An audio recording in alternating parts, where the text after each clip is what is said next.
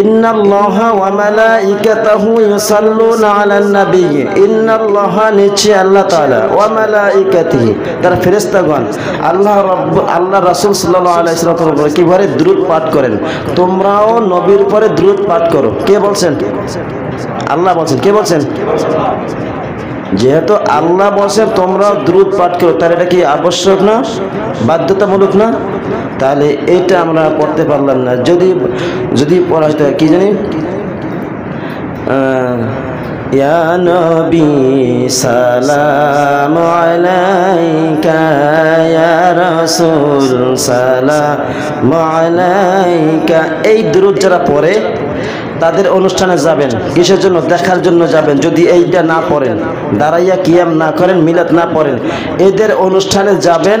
যাওয়ার পরে যখনই শুরু করে ইয়া নবী সালাম আলাইকা, দেখবেন ওদের ছোট ছোট বাচ্চারা উচ্চ আওয়াজ দিয়ে তারপরে এই দুরূদ পড়ে না?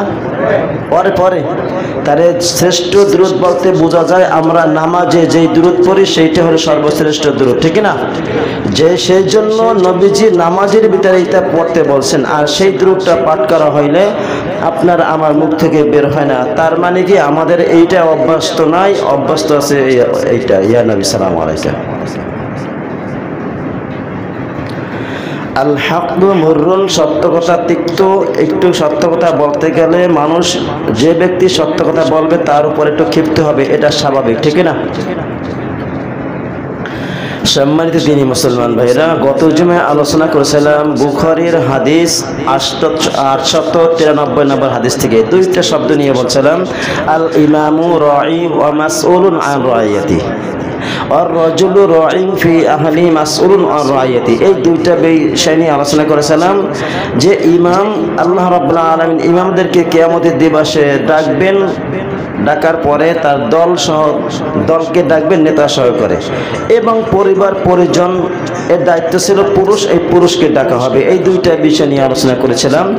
আজকে আলোচনা করব খাদেম এবং ঘরের স্ত্রী, যে পরিবারের দায়িত্ব আছে যে স্ত্রী, এই দুইটা বিষয় নিয়ে আলোচনা করবে ইনশাআল্লাহ। ইনশাআল্লাহ। عن أبي هريرة رضي الله تعالى عنه,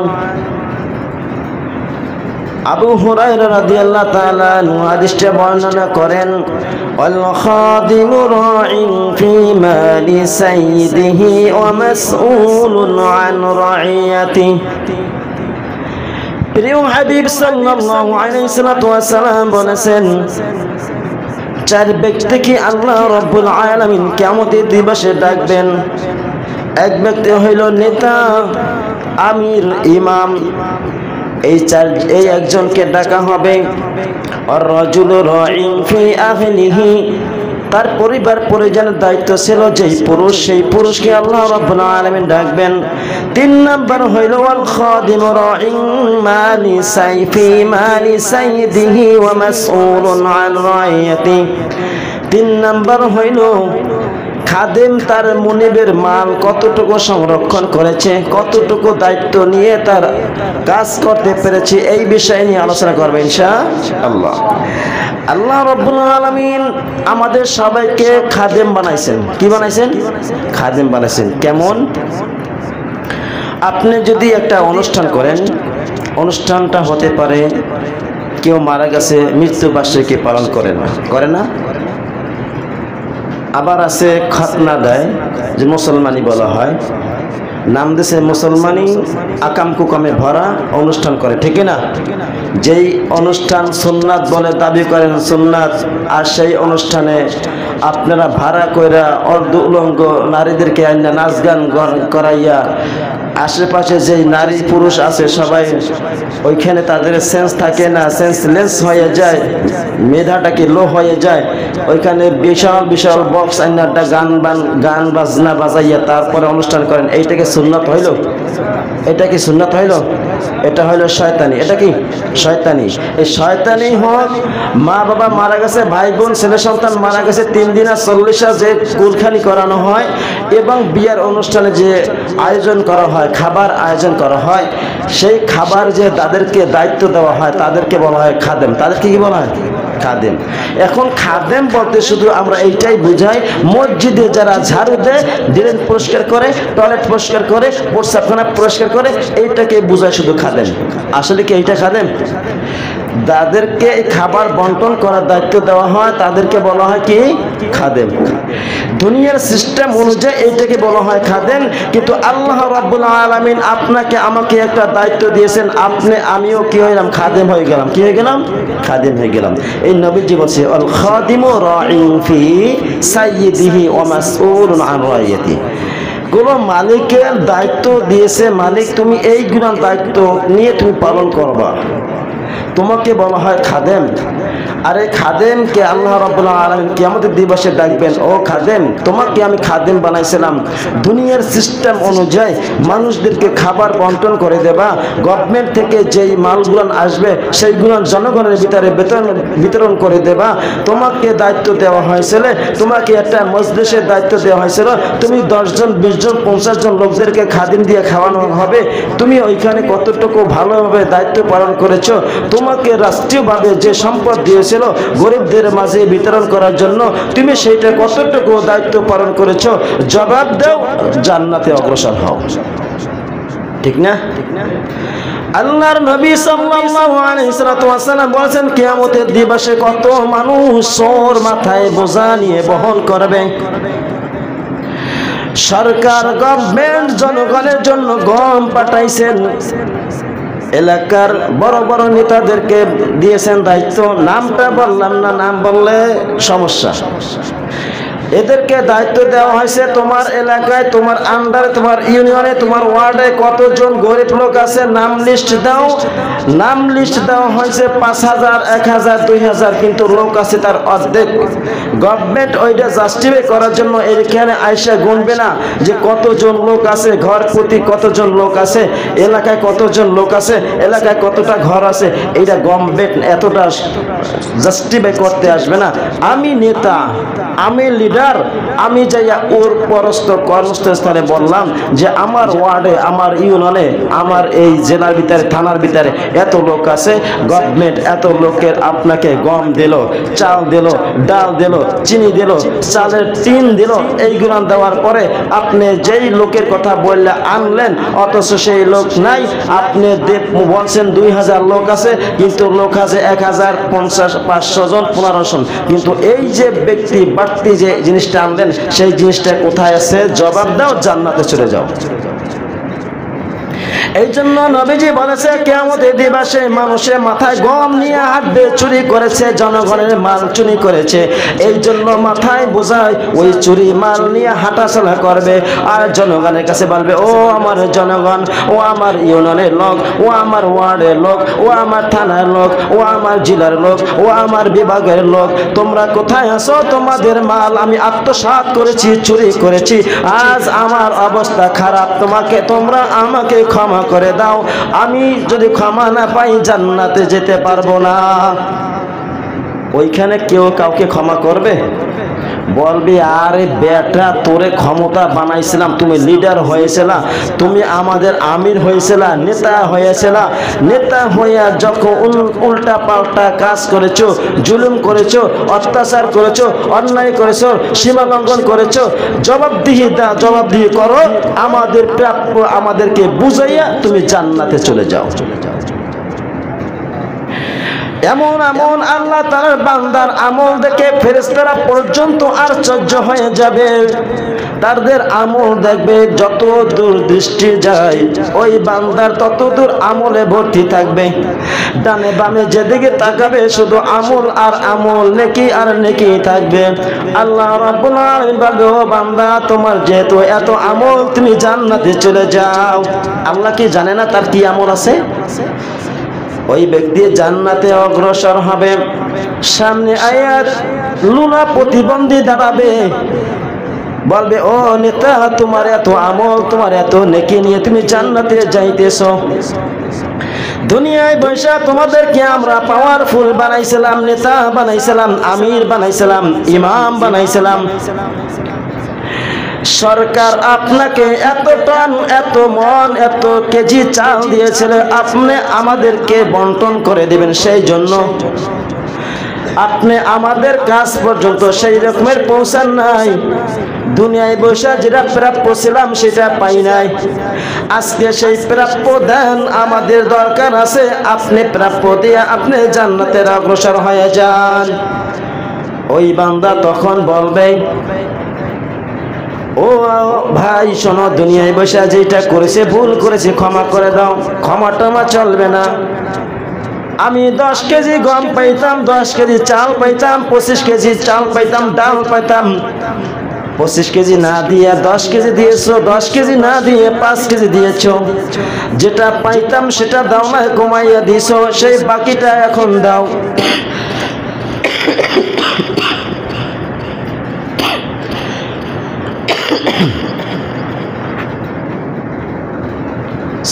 তখন কিয়ামতের দিবসে চাল ডাল অভাব থাকবে না, ঠিক না? চাল ডাল থাকবে কিয়ামতের দিবসে, থাকবে শুধু পাপ আর পূর্ণ, নেকি আর পাপ, নেকি কি আর পাপ থাকবে।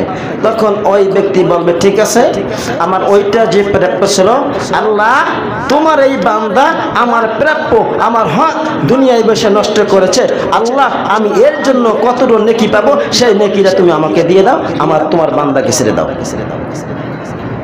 আর একটু দূরে যাবে,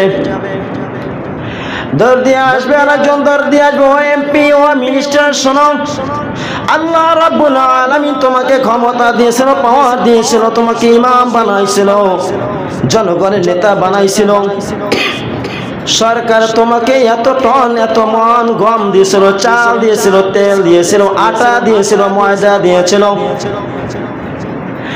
যাদের বাড়ি ছিল না, ঘর বাড়ি ছিল না, সরকার তাদের ঘর বাড়ি করার জন্য টিন দিয়েছিল। এই টিনগুলো আমরা কিন্তু গরিব পাই নাই, গম তেল সেই রকমের পাই নাই, চাল সেরকমের পাই নাই, ডাল সেরকমের পাই নাই। তুমি গভর্নমেন্টের কাছ থেকে আনছো 50 কেজি, আমাদেরকে দিয়েছো 10 কেজি, বাকি 40 কেজি কি করেছো জবাব দাও। জবাব দিয়ে তুমি জান্নাতে চলে যাও, আর আমার পাওনা প্রাপ্য দিয়ে তুমি যা ইচ্ছে তাই করো। আল্লাহর কাছে আরজু করবে, আর রব তোমার বান্দা আমার হক নষ্ট করেছিল, আত্মসাৎ করেছিল, তোমার বান্দাকে বলো আমার প্রাপ্য দিয়ে, আমার প্রাপ্য পাওনা দিয়ে সে যেন জান্নাতে অগ্রসর হয়। আল্লাহ রাব্বুল আলামিন বলেন, ও বান্দা শোনো, তোমার এই ভাই কতটুকু হক নষ্ট করেছো, হকের বিনিময়ে তাকে ন্যায় দিয়ে তুমি জান্নাতের দিকে অগ্রসর হও। এরকম করতে করতে বাদামওয়ালা আসবে, আয় রব দুনিয়ায় বসে অল্প পুঁজি নিয়ে ব্যবসা শুরু করেছিলাম,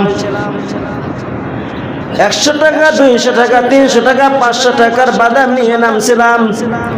1 কেজি বাদাম বিক্রি করলে 50 টাকা 20 টাকা 30 টাকা লাভ হইতো। আয় রব তোমার এই বান্দা ক্ষমতাবান ছিল, স্বৈরাচারী ছিল, জুলুমকারী ছিল। 5 টাকার বাদাম কিনতে আসা, 10 টাকার বাদাম কিনতে আসা, 5টা 10টা খাইয়া ফলাইছে, ফেরি কিছুই বলতে পারি না, সাহস ছিল না, ক্ষমতা ছিল না। আর আজকে কিয়ামতের দিবসে মহা মুসিবতের ভিতরে আছি, আল্লাহ নেকির প্রয়োজন আছে। দুনিয়ায় বসে পাই নাই, বিচার পাই নাই, বিচার করতে গিয়েও কেউ সঠিক বিচার করে নাই। আর রব্বুল আলামিন আজকে তুমি হইলা আহকামুল হাকিমিন, ন্যায়পরায়ণ বাদশাহ, তোমার কাছে বিচার দিলাম। দুনিয়ায় বৈশা যত বাদাম খাইছিল, ফেরি খাইছিল, জুলুম করে খাইছিল, চুরি করে খাইছিল, ক্ষমতা দিয়ে দেখাই খাইছিল, আজকে তুমি তো বাদশাহ, তুমি তো ন্যায়পরায়ণ বাদশাহ, আর কোনো ন্যায়পরায়ণ বাদশাহ থাকবে না, বিচারক থাকবে না। তুমি তোমার বান্দার কাছ থেকে আমার প্রাপ্য আমাকে পৌঁছাইয়া দাও। আল্লাহ রাব্বুল আলামিন বলে, ও আমার বান্দা শোনো, তোমার ভাইয়ের কতটুকু হক নষ্ট করেছো, কয়টা বাদাম খেয়েছো, সব লিপিবদ্ধ করা হয়েছে, কিরামান কাতিবিনা ইয়ালামুনা মা তাফআলুন। তুমি কি করেছো না করেছো আমি রব তোমার ডানে এবং বামে 2 জন সম্মানিত লেখক বৃন্দ নিযুক্ত করে দিয়েছিলাম। ও বান্দা দেখো তোমার আমলনামায়, এই দেখো এত টন এত কেজি মাল তুমি আত্মসাৎ করেছিলা, এইটা দেখো। দেখার পর বলবে, আয় রব আমি দুনিয়ায় বেশি অন্যায় করেছিলাম, আমার অন্যায় আজকে আমি বুঝতে পেরেছি। রব বলবে বান্দা তোমার আমল থেকে নেকি দিয়ে তোমার ভাইয়ের হক পূরণ করো, তারপরে তুমি জান্নাতে দিকে অগ্রসর হও। এই রকমের মানুষের দিনা দিতে দিতে দিতে দিতে এই ব্যক্তির আর কোনো নেকি থাকবে না। নেকি যখন থাকবে না, আর পাওনাদার আছে, পাওনাদাররা এ বলবে রব আমরা তো তার কাছে কিছু পাবো, আমাদের সেই পাওনা বুঝাইয়া দাও। রব বলবে ও আমার বান্দা তোমার নেকি দিয়ে দাও। তখন ওই বান্দা বলবে আর রব আমাদের তো আর কোনো নেকি নাই। তাহলে কি হবে? তার কাছে যেই গুনাহ আছে, পাপ আছে, সেই পাপটা তোমার ঘাড়ের উপরে নাও, যতটুকু পাপ নেওয়ার ততটুকু পাপ তার ঘাড়ে দেবে। এরকম করতে করতে নেকি দিয়া সব শেষ হয়ে যাবে এবং মানুষের পাওনা যখন দিতে দিতে তার উপর বিশাল পাহাড় হয়ে থাকবে, পাপের একটা বোঝা হয়ে থাকবে। তখন আল্লাহ বলবে ও বান্দা যাও, তোমার ন্যায় বিচার তুমি নিজেই করো, তুমি এখন জান্নাতি না জাহান্নামী। তখন বান্দা নিরুপায়ে বলবে আয় রব আমি তো জাহান্নাম ছাড়া আর কিছুই পাচ্ছি না। রব বলবে দুনিয়ায় বসে ক্ষমতা দিয়েছিলাম, সেই ক্ষমতাটা ঠিক মতন ব্যবহার করতে পারো নাই, জনগণের নেতা হয়েছিল, জনগণের উপরে সেই রকম দায়িত্ব পরিচালনা করতে পারো নাই। আজকে তোমার দুনিয়ায় ভুলের কারণে আজকে তুমি জাহান্নামী হয়ে গেলা।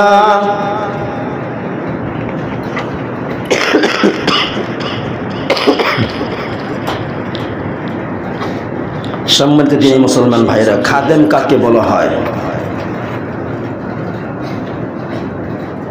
আপনাকে একটা দায়িত্ব দেওয়া হয়েছে, আপনি যে কোনো কর্মস্থলে থাকেন না কেন, যে কোনো জায়গায় থাকেন না কেন, আপনি 2 জন হন, 5 জন হোক, 10 হোক, 10 জন হোক, সবার একজন নেতা আছে, লিডার আছে, আছে না? ভাইটা আওয়াজ দেন, বোঝেন আমার কথা? আমি মনে করেন সাপোজ আমি আপনাদের 10 জনের ভিতরে একজনকে ডাক দিলাম, তোমাদের ভিতরে এই ভিতরে সব থেকে বড় কে, ক্ষমতাবান কে, কে দায়িত্বশীল? একজন আসবে না? আমি বললাম এই 500 টাকা নাও, এই 500 টাকা তোমার ওইখানে কতজন লোক আছে আপনি যদি একবার আন্দাজ একটা বলে দেন, লোক আছে 20 জন, আছে আজ কত 15 জন, আছে কতজন 16 জন, আছে কতজন 14 জন, এই বাকি যে 5 জন 7 জনের এই মালটা কি করলেন আপনি বলেন? আপনি তো সবাইকে একটা করে বন্টন করলেন, 500 টাকা দিলাম, আপনি এই 500 টাকা সবাইকে বন্টন করেন, ন্যায় হিসাব করেন সমানভাবে, ঠিক না? কিন্তু আপনি সবাইকে 100 দিয়ে বাকি যেটা ছিল বিসমিল্লাহির রহমানির রহিম বললেন, নিজের পকেটে রাখেন, হালাল করে পড়াই দেন। বুঝেন? এই যে আপনি এই 500 টাকা বা 200 টাকা নিজের পকেটে ঢুকালেন, এইটা কি আপনার নিজের না অন্য? বলেন, এইটাই পাবলিকের, জনগণের। আপনি এইটা আপনার পকেটে ঢুকাইছেন, কোন সাহসে ঢুকাইছেন? এটা আপনি কিভাবে এটা নিজেকে সৎভাবে হালালভাবে মনে করে পকেটে ঢুকাইলেন? আল্লাহ রাব্বুল আলামিন কিয়ামতের দিবসে জবাবদিহি করে, বান্দা তোমাকে একটা দায়িত্ব দিয়েছিলাম, অমুকের জন্য ওই 5 জন 20 জন লোকের জন্য একটা বরাদ্দ আসছিল, একটা লোক খুশি হয়ে তাকে নাস্তার টাকা দিয়েছিল 500 টাকা, তুমি এখানে 300 টাকা তাদেরকে নাস্তা করাইলা, বাকি যে 200 টাকা কি করেছো আজকে জবাব দাও, চলে যাও জান্নাতে। সম্ভব ভাই? সম্ভব জান্নাতে যাওয়া? নবীজি বলেছেন যে ব্যক্তি 2 জনের দায়িত্ব পাইলো সেজন্য নিজের গলা চাকু বসাইলো। দায়িত্বটা কি এইটা বোঝা বড় কঠিন ভাই। যখন আপনার কাছে এরকম কোনো দায়িত্ব আসে, এই দায়িত্বটা পালন করা আপনার উপর আবশ্যক হয়ে যায়। আপনি যদি এখান থেকে 1 জাররা পরিমাণ যদি আত্মসাৎ করেন, সেই জাররা পরিমাণ আল্লাহ তাআলা কিয়ামতের দিবসে দেখাবেন না? সূরা জিলজাল পারি, অনেকে পারি না, তবে নামাজের ভিতর শুনি না, ফামান ইয়ামাল মিসকালা যাররাতিন খায়রান ইয়ারা ওয়া মান ইয়ামাল মিসকালা যাররাতিন শাররান ইয়ারা। আল্লাহ রাব্বুল আলামিন বলেছেন, দুনিয়ার বুকে যদি কোনো মানুষ জাররা পরিমাণ যদি নেক কাজ করে, আল্লাহ রাব্বুল আলামিন কিয়ামতের দিবসে এটা তাকে দেখানো হবে। ওয়া মান ইয়ামাল মিসকালা যাররাতিন শাররান ইয়ারা। দুনিয়ার বুকে বসে যদি মানুষ জাররা পরিমাণ যদি পাপ কাজ করে, অন্যায় কাজ করে, আল্লাহ রাব্বুল আলামিন কিয়ামতের দিবসে এটা দেখাবেন। পারবেন না? আল্লাহ তাআলা বলবেন, ইকরা কিতাবাকা বিনাফসিকাল ইয়াওমা আলাইকা হাসিবা। ও বান্দা, আজকে তোমার আমলনামা তুমি নিজেই পড়ো, তুমি নিজেই যথেষ্ট। আল্লাহ রাব্বুল আলামিন 4 নাম্বার সূরাতুন নিসার 58 নাম্বার আয়াত আল্লাহ তাআলা বলেন ইন্নাল্লাহা ইয়া'মুরুকুম আন তু'আদ্দুল আমানাতি ইলা ওয়া ইযা হাকামতুম বাইনান নাসি আন তাহকুমু বিল আদলি ইন্নাল্লাহা নি'মা ইয়া'iদুকুম বি ইন্নাল্লাহা কানা সামি'আন বাসীরা। আল্লাহু আকবার।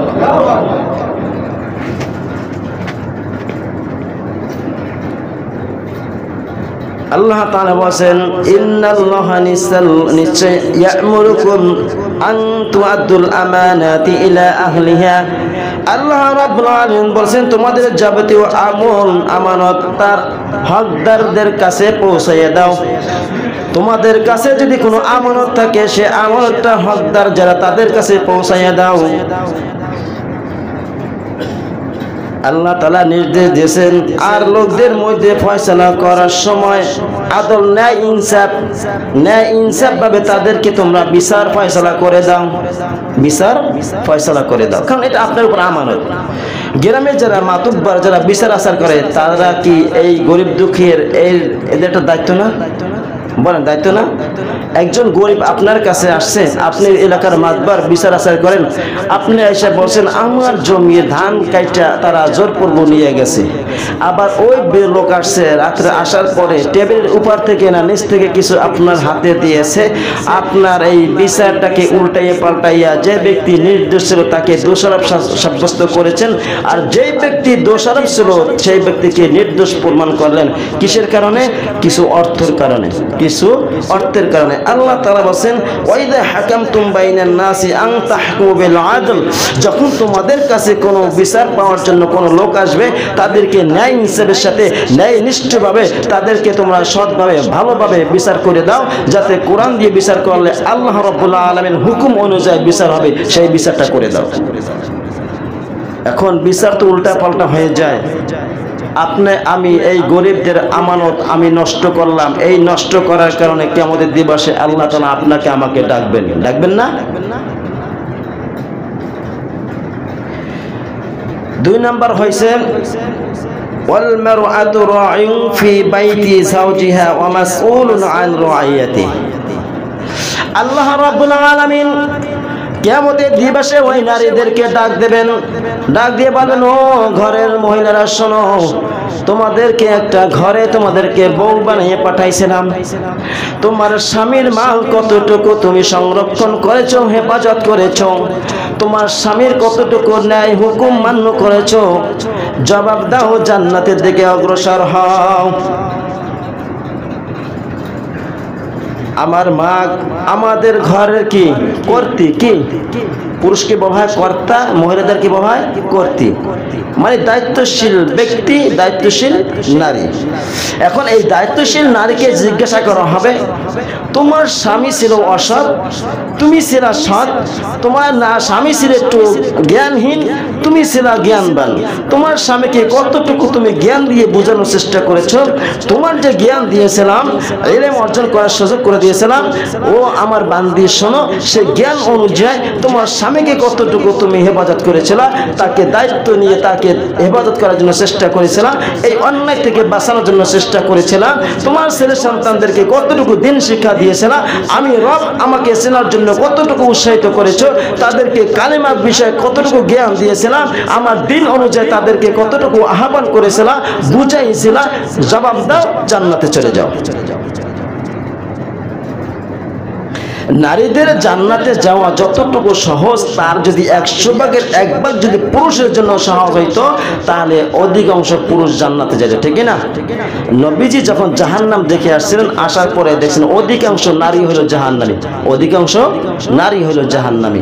একটা নারী ঘরের ভিতরে বসে যদি থাইকা জীবন যাপন করে, স্বামীর মালগুলো যদি সম্পদ যদি রক্ষণ করে, যদি এইটা যদি হেফাজত করে আর তার সতীত্বতা নষ্ট না করে যদি বজায় রাখে, তার এই 4টা কাজ যদি কেউ যদি করে, ওই নারী জান্নাতি, ওই নারী কি জান্নাতি।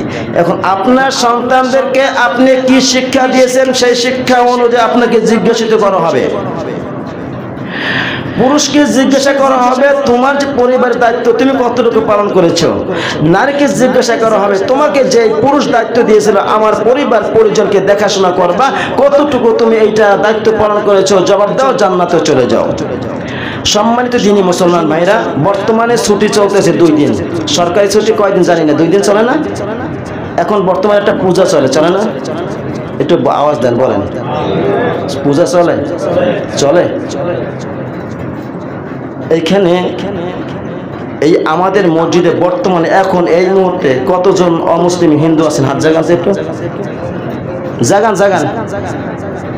আছে আছে, ওদের লজ্জাও আছে, শরমও আছে, ওদের সম্মানও আছে, ইজ্জতও আছে, যার কারণে ওরা অসম্মানী হবে না। এই জন্য এই দিনে মজলিসে বসে না, ঠিক না?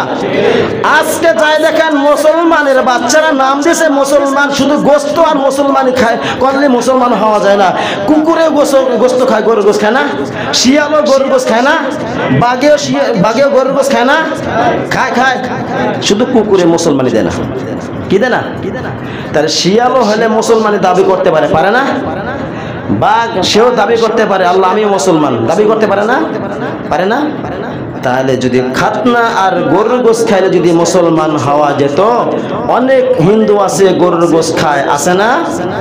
আছে না? তাহলে তারা কি দাবি করে আমি মুসলমান? দাবি করে? আপনার 27শে কদরের দিন কোন অমুসলিম আয়েশা আপনাদের অনুষ্ঠানে অংশগ্রহণ করে না। ঈদুল ফিতরের নামাজের সময় আপনাদের অনুষ্ঠানে আয়েশা তারা অংশগ্রহণ করে না। ঈদুল আজহার দিন, কোরবানির দিন আপনাদের অনুষ্ঠানে আয়েশা তারা অংশগ্রহণ করে না।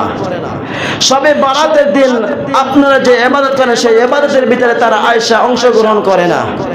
আপনি আমি মুসলমান হয়ে আপনার আমার সন্তান কিভাবে পূজায় যায় এটা জবাব দেন। আপনার সন্তান আমার সন্তান, আর একজনের সন্তান আর একজনের সন্তান পূজায় যায় না? যায় যায়। আপনার সন্তান পূজায় গেছে, জবাব দিয়ে করতে হবে কার? কার? কারণ কি?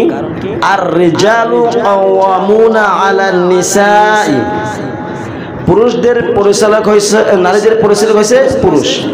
এই জন্য পুরুষদেরকে পরিবার সম্পর্কে জিজ্ঞাসিত করা হবে, নারীদেরকে জিজ্ঞাসিত করা হবে তোমার পরিবারকে তুমি কতটুকু কন্ট্রোল করেছো, দিন শিক্ষা দিয়েছো। যদি দিন শিক্ষা যদি দিতা তাহলে তোমার সন্তান অমুসলিমদেরকে মূর্তি পূজার কাছে যাইতো না, ঠিক না? যাইতো না, ঠিক না? একটা কথা বললে হয়তো গল্প মনে করবেন, গল্প মনে না। এই আমার ছেলে এখানে নামাজ পড়তে আসে না, আর কমসে কম 3 বছর আগে, ওর বয়স তো 10 বছর চলে, কমসে কম 3 বছর আগে 7 বছর বয়সের সময় আমাদের বাড়ির পাশে একটা হিন্দু বাড়ি আছে, ওই বাড়িতে আমার বোনের সাথে গেছিল ফ্রিজে মাছ রাখার জন্য অথবা গোস্ত রাখার জন্য। তখন তার বয়স 7 বছর, আমার ছেলের বয়স। তখন তার ছেলেকে কিছু খাবার দিয়েছিল, মুড়ি বা কিছু খাবার দিয়েছিল। ছেলে খায় না, বলছে কেন খাবা না? জিজ্ঞাসা করছে খাও না কেন? বলছে আমি খাবো না। কেন খাবা না? বলছে আব্বু নিষেধ করেছে। 7 বছর বয়সের সময় এই ছেলে যদি বলতে পারে আমার আব্বু খাইতে নিষেধ করছে এই জন্য খায় নাই।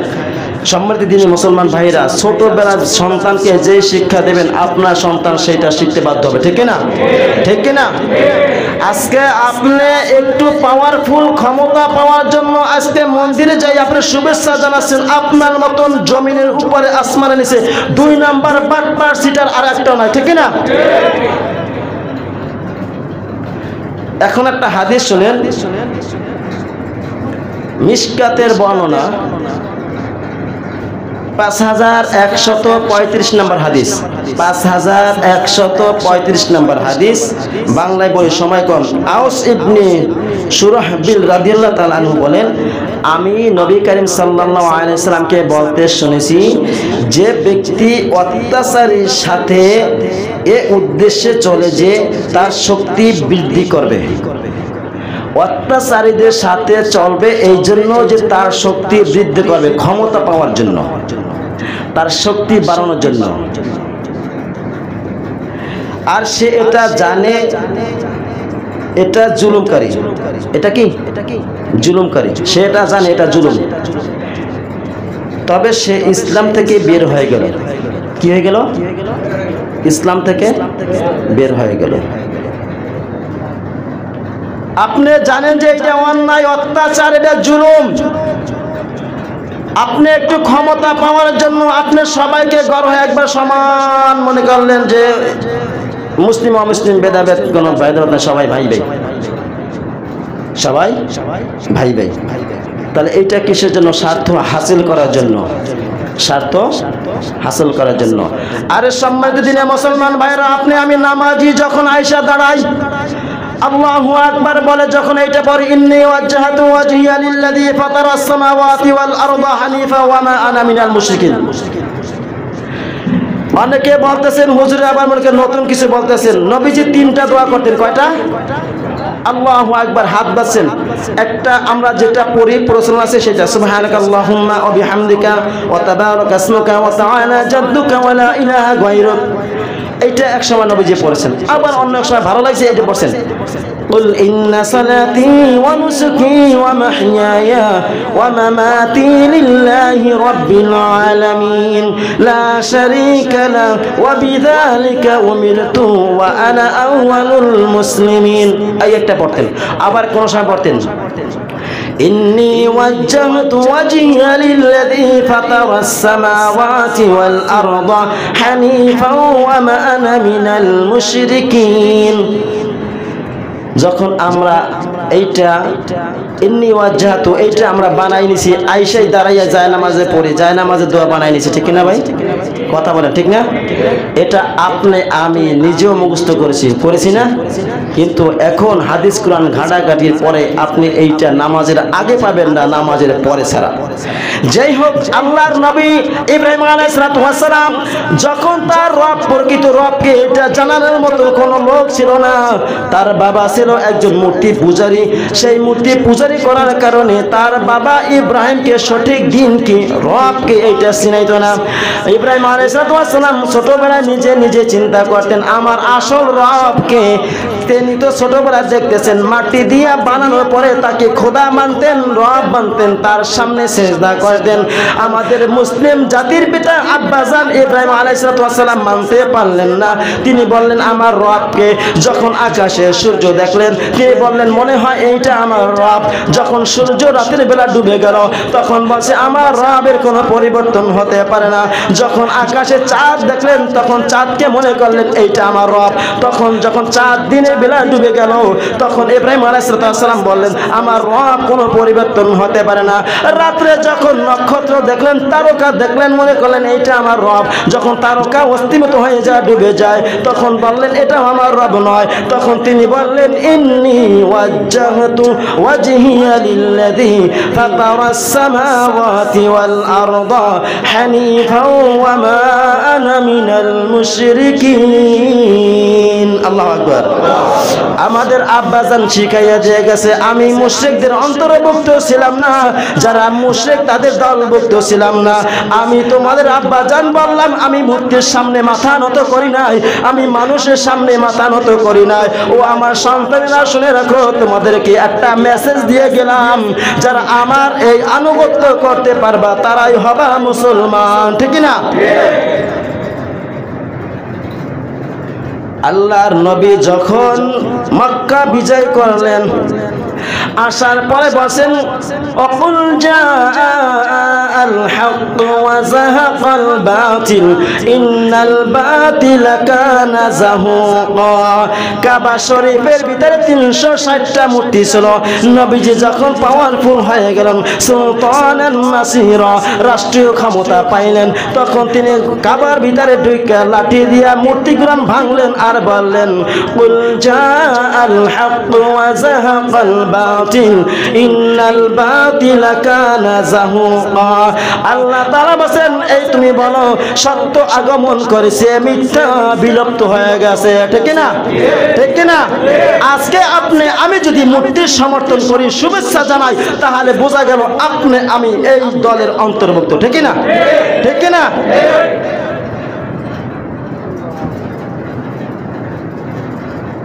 মাঝে মাঝে ফেসবুক চালাবেন, দেখবেন এই কয়দিনে কীর্তি কালাপ সব আমাদের মতো টুপিওয়ালা দাড়িওয়ালা ওইখানে যাইয়া আকাম কুকাম করেছে। একজনের কারণে 10 জনের নষ্ট হয়ে যায়, ঠিক না? ঠিক না?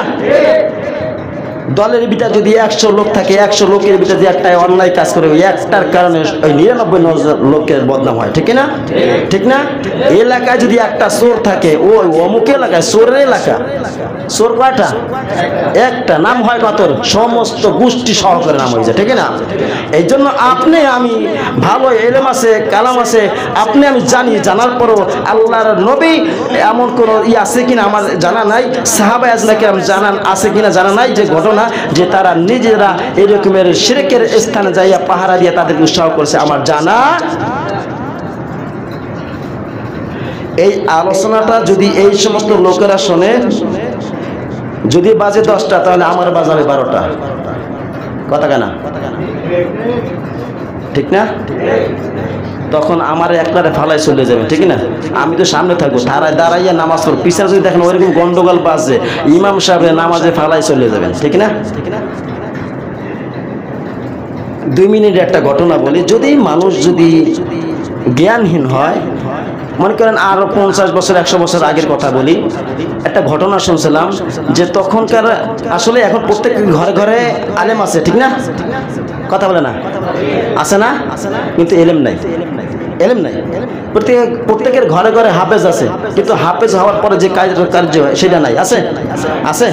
কিন্তু আগেরকার মানুষে যদি একটা শুনতো, সেইটা এমন ভাবে ধরতো, বাইনা যেরকম ছাই দিয়া ধরে, ছোটার মনে কোনো ক্ষমতা থাকে না, ওইরকম একটা শুনতো, সেইটা ধরতো, আমল করতো, ঠিক না? আগেরকার জামানায় পাহাড়ি অঞ্চলে হজ করতে গেছিলেন, আলোচনা করতে গেছিলেন। এখন বলতেছে, সম্মানিত ভাইয়েরা, আমরা এতক্ষণ আলোচনা শুনলাম, আল্লাহর আনুগত্য করব কিভাবে সেইটা আল্লাহ তাআলা শিখিয়ে দিয়েছেন। আল্লাহ তাআলা বলেছেন ইসলামের স্তম্ভ 6টি। প্রথম হয়েছে যে কালিমা স্বীকার করা, 2 নাম্বার হইল নামাজ। ও প্রিয় ভাইরা, আজকে আমরা নামাজ পড়ব। সামনে রমজান মাস আসতেছে, রমজান মাসে সিয়াম পালন করব। সবাই সরল সোজা মানুষ ছিল। এমন এমন এলাকা আছে, এমন এমন জায়গা আছে, তারা আল্লাহ কি রব কি এইটা বোঝানোর মতন এখন পর্যন্ত ওই সমস্ত জায়গায় লোক পৌঁছায় না। তখন তারা বলছে, ইমাম সাহেব বলে দিয়েছে যে ভাই, আমি যেভাবে নামাজ পড়বো তোমরাও সেইভাবে নামাজ পড়বা, আমি যেইভাবে দাঁড়াবো তোমরাও সেইভাবে দাঁড়াবো। ইমাম সাহেব পশ্চিম দিকে ফিরে দাঁড়াইছে, একজনকে বলছে, মোটামুটি একামাত দিছে, শিখা দাও, একামাত দাও। আমাদের এই সমাজে আছে না এরকমের একামত দেয়, কাদাকা মাদিসালা, কাদাকা মাদিসালা, আছে না? আছে না? লজ্জার কথা, এখন পর্যন্ত আপনি আমি মুসলমান দাবি করি, যে আহ্বানটা প্রত্যেকটা দিন 5 বার অনুষ্ঠিত হয়, সেই আলোচনার সেই বাক্যটা এখন পর্যন্ত আপনি আমি বলতে পারি না, ঠিক না? তাই ওই সময় বলছে, আমি ইমাম সাহেব যেভাবে দাঁড়াবো সেইভাবে তোমরা দাঁড়াবো। ইমাম সাহেবের এখানে ভুল আছে, আর মুসল্লিদের ভুল আছে। কেমন ভুল আছে? ইমাম সাহেব সে সামনে দাঁড়ায় কেবলামুখ হয়ে দাঁড়াইছে, পিছনে ওই যে মুসল্লিদেরকে বলে দিয়েছে, আমি যেইভাবে দাঁড়াবো তোমরাও সেইভাবে দাঁড়াবা। তা ইমাম সাহেবের পিছনে দাঁড়াইছে মনে করেন মুয়াজ্জিন, মুয়াজ্জিনের ডানে বামে লোক দাঁড়াবে না? ডানে বামে না দাঁড়াইয়া মুয়াজ্জিনের পিছনে আরেকজন দাঁড়াইছে, আরেকজনের পিছনে দাঁড়াইছে, এইরকম বিশাল একটা সিরিয়াল হয়ে গেছে। এখন জানে যে কুকুর যদি শরীরে লাগে, কুকুর ভিজা শরীর, কুকুর লাগলে নাপাক হয়ে যাবে, শুকনা কুকুর লাগলে একটা কেমন যেন লাগে। এখন ইমাম সাহেব নামাজে দাঁড়াইছে, এখন নামাজে দাঁড়াই কি কুকুর তাড়ানো যাবে? যাবে? আগে তো মাঠে বসে নামাজ পড়তো, এখানে সেখানে নামাজ পড়তো, মাঠে ময়দানে নামাজ দাঁড়াইছে, এখন কুকুর আসতেছে, এখন কি এটা করা যায়? হ্যাঁ কুকুর যা, ধাও করা যায়? যায়। এখন কি করতেছে? মানে বাক্য না, শুধু এর কথা, ওই যে মুসলিমরা শুনছে ইমাম সাহেব যেটা করবে তোমরাও সেটা করবে।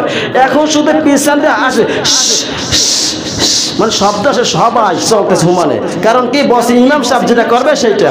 এখন কুকুর দেখতেছে আস্তে আস্তে ইমাম সাহেবের কাছে আসে, এখন ইমাম সাহেব সে চিন্তা করলো যে কুকুর কামড় দিবে না আমার গা সাথে এসে ঘিসে দাঁড়াবে। এখন ইমাম সাহেব ভয় দিতেছে দৌড়, মুসল্লিরাও বলতেছে ইমাম সাহেব দিতেছে দৌড় দৌড়, সবাই দৌড় দৌড়তে ইমাম সাহেব যে এক জায়গায় উষ্টা খাইয়ে পড়ে গেছে, সবাই বলছে ইমাম সাহেবের উপরে পড়, সবাই ইমাম সাহেবের উপরে পড়েছে।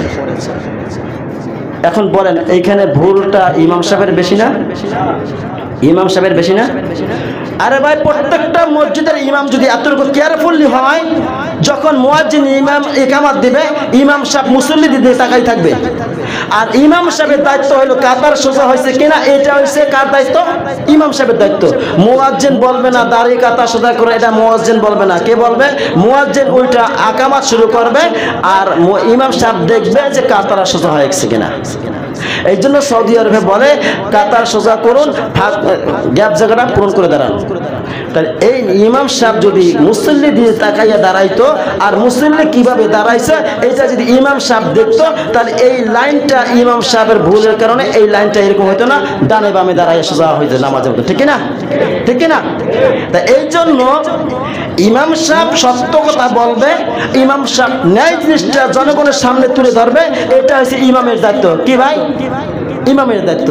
এখন ইমাম সাহেব যদি কাজ করতে যায়, আপনি পাওয়ারফুল, আপনি ক্ষমতাবান, আপনি যদি ইমাম সাহেবকে একটা ধমকি দিয়ে বসাই দেন, এটা আপনার দেখার বিষয় না, আপনি দাঁড়াই যান, হয়? এটা কি হবে? তাইলে আল্লাহ রাব্বুল আলামিন সঠিকভাবে বুঝে শুনে সবাইকে দায়িত্ব পালন করার মতন ক্ষমতা দান করুন। জোরে বলুন আমিন। জোরে বলুন আমিন। আজকে আলোচনা করলাম দুইটা বিষয়, একটা হইল খাদেম তার মালিকের সম্পদ কিভাবে রক্ষা করবে, এই একটা। আরেকটা হইল তার নারী তার ফ্যামিলি পরিবারকে কিভাবে দায়িত্ব পালন করবে, এই দুইটা বিষয়ে সংক্ষেপে আলোচনা করলাম।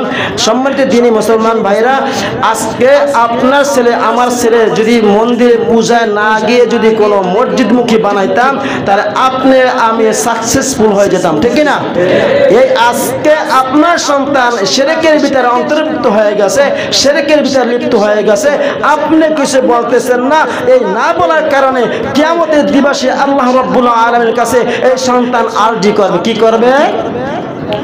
وقال الذين كفروا ربنا أرنا الذين أضلانا من الجن والإنس نجعلهما تحت أقدامنا ليكونا من الأسفلين. الله أكبر. وقال الذين كفروا ربنا أرنا الذين أضلانا من الجن والإنس. আল্লাহ মানুষের ভিতরে আর জিনের ভিতরে যারা আমাদেরকে দল্লা মানে পথভ্রষ্ট করেছে, আয় রব তাদেরকে আমাদের সামনে এনে দাও, আমরা তাদেরকে পায়ের নিচে পিষাইয়া পাড়াইয়া আমরা জাহান্নামে যাব। আপনার ছেলে বলবে, আপনার মেয়ে বলবে, আপনার ভাই বলবে, আপনার পাড়া প্রতিবেশী বলবে, আপনার স্ত্রী বলবে, আপনার মা বলবে, আপনার বাবা বলবে, এদেরকে এনে দাও, তাদেরকে পায়ের নিচে পিষাইয়া আজকে আমরা জাহান্নামে যাব। ও দিনী মুসলমান ভাইরা, ওই সমস্ত লোক আপনাকে আমাকে যদি পাড়াইয়া জাহান্নামে যায়, তাহলে মনে হয় আল্লাহ রাব্বুল আলামিন সন্তুষ্ট হইয়া আপনাকে আমাকে জান্নাতুল ফেরদাউস দেবে। ঠিক না? হ্যাঁ, আমাকে পারানো মানে কি বেটা, তুই এর থেকে বড় জঘন্য, তুই তো যাবি জান্নাতুল হাবিয়া। হাবিয়া তো আছে না? আছে না? فأما من ثقلت موازينه فهو في عيشة راضية وأما من خفت موازينه فأمه هاوية. যার পাল্লা হালকা হবে তাকে দেবে জাহান্নামে হাবিয়া। কি হাবিয়া মানে মায়ের সাথে তুলনা করেছে। একটা মা যদি দুর্বল হয় আর ওই মা যদি তার সন্তানকে এরকম বুকে জড়াই ধরে, আমার মনে হয় একটা শক্তিশালী পুরুষ ওই মায়ের বুক থেকে সন্তান নেওয়া সম্ভব না। ঠিক না? জাহান্নামে হাবিয়া তার কয়দিকে এইভাবে এমনভাবে আঁকড়ে ধরবে, কোনো পালানোর জায়গা থাকবে না। এই জন্য আল্লাহ রাব্বুল আলামিন যতটুকু আমাদেরকে জ্ঞান অর্জন করার তৌফিক দিয়েছে, আর যারা আমরা জ্ঞান অর্জন করতে পারি না, আল্লাহ রাব্বুল আলামিন আমাদের সবাইকে কোরআন থেকে জ্ঞান অর্জন করে জীবন যাপন করার মতন তৌফিক দান করুন। জোরে বলেন আমিন। জোরে বলেন আমিন। যার চেষ্টায় আল্লাহ রাব্বুল আলামিন হাজার হাজার মানুষের হালাল রিজিকের ব্যবস্থা করে দিয়েছেন, সেই ব্যক্তির জন্য দোয়া করা যাবে না? যাবে না? মন থেকে আল্লাহর কাছে দোয়া করি, আয় রব সিটি গ্রুপের মালিক চেয়ারম্যান স্যার যে উদ্দেশ্য করে যেই প্রচেষ্টা এই সিটি গ্রুপ এত দূর পর্যন্ত আনছে, আনার কারণে এইখান থেকে হাজার হাজার তোমার বান্দাদের হালাল রিজিকের ব্যবস্থা করেছো, মেহেরবানি করে দয়া করে হালাল রিজিক খাওয়ার পরে আমি তোমার বান্দা চেয়ারম্যানকে স্যারকে আমরা ক্ষমা চাচ্ছি, আল্লাহ রাব্বুল আলামিন তাকে ক্ষমা করে জান্নাতুল ফেরদাউসের মেহমান বানায় দিবেন, আমিন। তার পরিবার পরিজন সবাইকে আল্লাহ তাআলা কবুল মঞ্জুর করে নেন। এই সিটি গ্রুপকে আল্লাহ রাব্বুল আলামিন সমস্ত বালা মুসিবত থেকে হেফাজত করে আমরা যতটুকু চেষ্টা করে পারি আমরা এইটাকে টিকায় রাখার চেষ্টা করব ইনশাআল্লাহ। আমাদের দায়িত্ব আমরা ঠিকভাবে পালন করার চেষ্টা করব ইনশাআল্লাহ। ওয়া আখিরু দাওয়ানা আলহামদুলিল্লাহি রাব্বিল আলামিন। যারা সুন্নাত পড়েনি কবলা জমা পড়েনি।